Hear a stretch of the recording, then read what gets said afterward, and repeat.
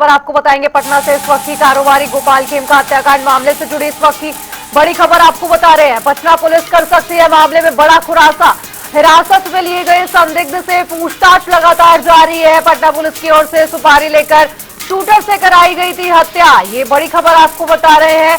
गोपाल खेमका की हत्या को 30 घंटे से अधिक हो चुके हैं और अब पुलिस बड़ा खुलासा कर सकती है।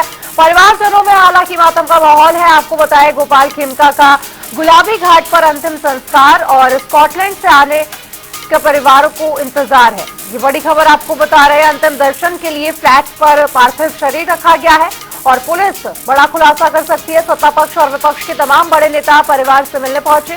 कारोबारी गोपाल खेमका हत्याकांड मामले से जुड़ी इस वक्त की बड़ी खबर आपको बता रहे हैं। पटना पुलिस मामले में बड़ा खुलासा कर सकती है। ये बड़ी खबर पटना से आपको बता रहे हैं। जिस तरीके से हमने देखा कारोबारी गोपाल खेमका हत्याकांड मामले पर राजनीति भी काफी गरमाई और इतना ही नहीं, विपक्ष और सत्ता पक्ष ये लगातार मांग कर रहे हैं कि पुलिस जल्द से जल्द दोषी को पकड़ के कड़ी से कड़ी कार्रवाई और साथ ही सजा दे। और साथ ही पटना पुलिस लगातार तत्पर है और तीव्रता से कार्रवाई की जा रही है। हालांकि आज देखना होगा कि क्या कुछ पुलिस की ओर से खुलासा किया जाता है, क्योंकि संदिग्ध हिरासत में है और लगातार पूछताछ की जा रही है पुलिस की ओर से। और साथ ही आपको बताएं परिवार में मातम का माहौल है और गोपाल खेमका के अंतिम दर्शन के लिए फ्लैट पर पार्थिव शरीर भी रखा गया है। और पटना से हमारे संवाददाता संजय कुमार और भी ज्यादा जानकारी के साथ जुड़ गए हैं। संजय, क्या कुछ बताया जा रहा है? पटना पुलिस आज गोपाल खेमका हत्याकांड में बड़ा खुलासा कर सकती है।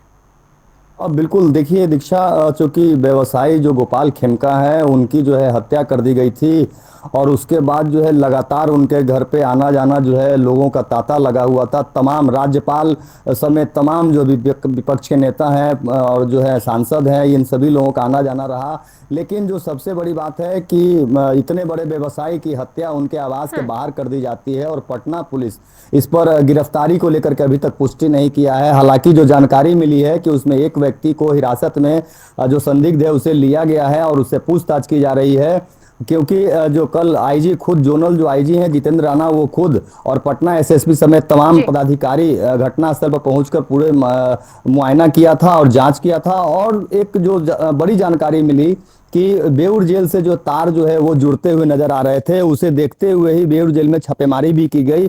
लेकिन छापेमारी के दौरान 3 मोबाइल भी बरामद किए गए हैं और कुछ नंबर्स बरामद किए गए हैं। और जो पुलिस ने सीधे तौर पर बताया है कि कुछ लोगों से जो है पूछताछ में खुलासा हुआ है कि बेउर जेल से ही ये साजिश रची गई थी हत्या की।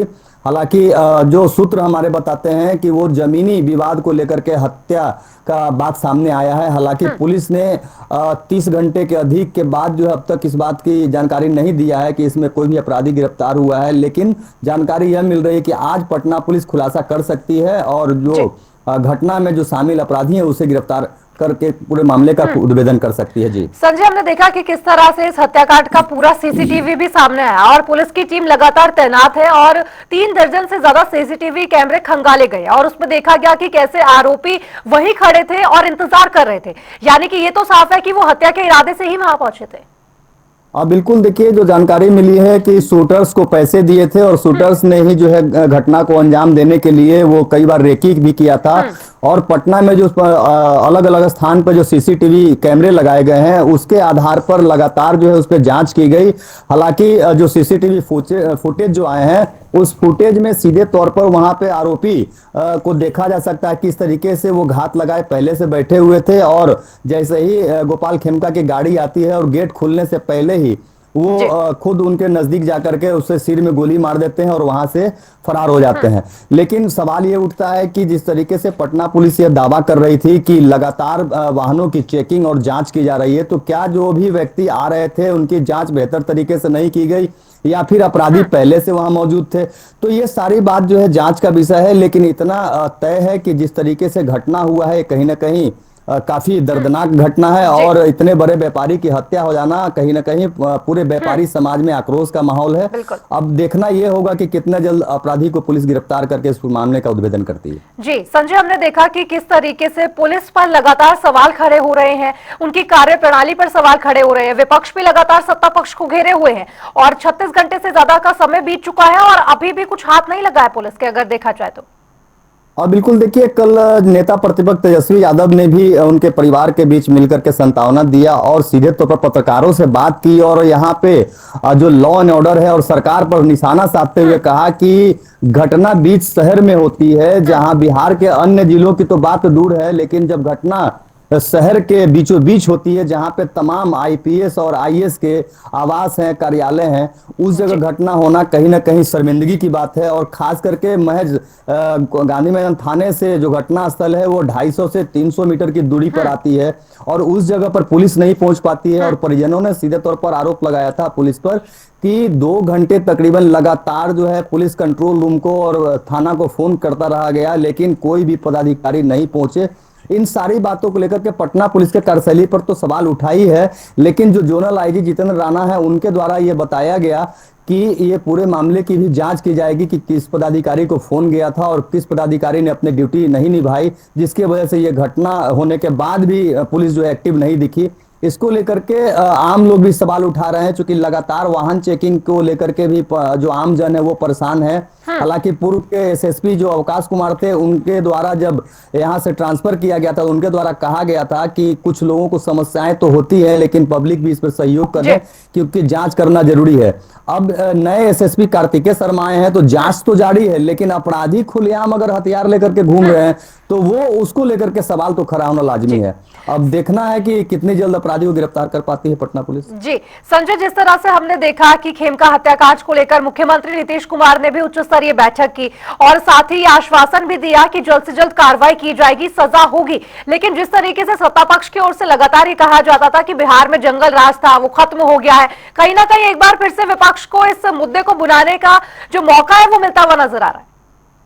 अब बिल्कुल देखिए, विपक्ष को इस बार जो है काफी मौका मिल गया है, क्योंकि एक तो चुनाव नजदीक है और दूसरी चीज है कि लगातार जो अन्य राज्यों से जो मुख्यमंत्री या फिर पीएम के जो आगमन के जो यहाँ पे बात कही जाती है उसमें किस तरीके की सुरक्षा जो है वो दिए जाते हैं, उन सारी बातों को लेकर के कल तेजस्वी यादव ने सीधे तौर पर केंद्र सरकार और बिहार सरकार पर निशाना साधा है और कहा है कि जब शहरी क्षेत्र में इस तरह की घटना हो तो बिहार के अन्य जिलों की तो बात ही अलग है।